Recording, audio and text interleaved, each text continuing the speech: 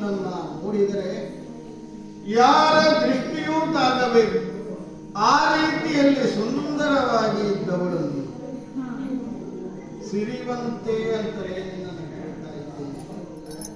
ನೀನು ಬಂದು ನನ್ನನ್ನ ಕಾಲನ್ನ ಹಿಡಿದು ಅಳುತ್ತಾ ಇದ್ದೀಯಲ್ಲ, ದುಃಖಿಸಬೇಡ. ಏನಾಯ್ತು ನಿನ್ನ ಪರಿಸ್ಥಿತಿ? ಹೊಲಿಯೇ ಚಿತ್ತೈಜನ್ನ ಮನದೊಳಗೆ ಪುರಾಣ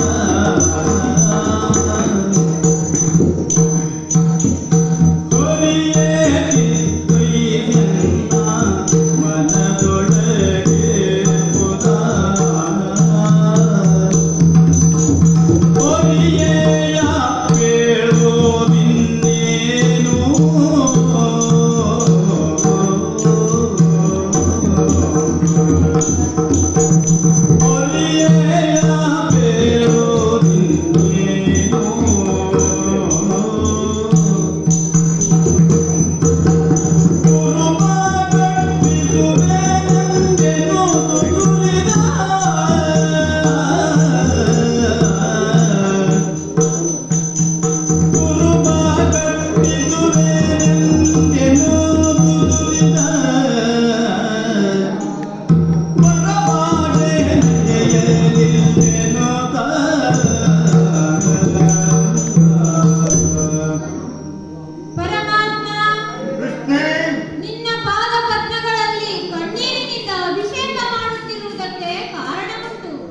ಏನು ಕಾರಣ?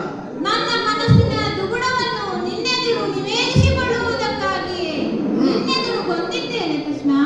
ಏನು? ನೀನು ಕೌರವರ ಜೊತೆ ಸಂಧಾನಕ್ಕಾಗಿ ಹೋಗುತ್ತಿರುವೆ ಎಂಬ ವರ್ತಮಾನವನ್ನು ತಿಳಿದೆ.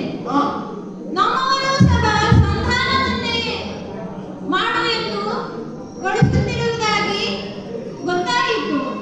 ಹಾಗಾಗಿ ಒಂದು ವೇಳೆ ಯಾರ ಮಾತನ್ನು ಒಪ್ಪದ ಕೌರವ ನಿನ್ನ ಮಾತನ್ನು ಒಪ್ಪಿ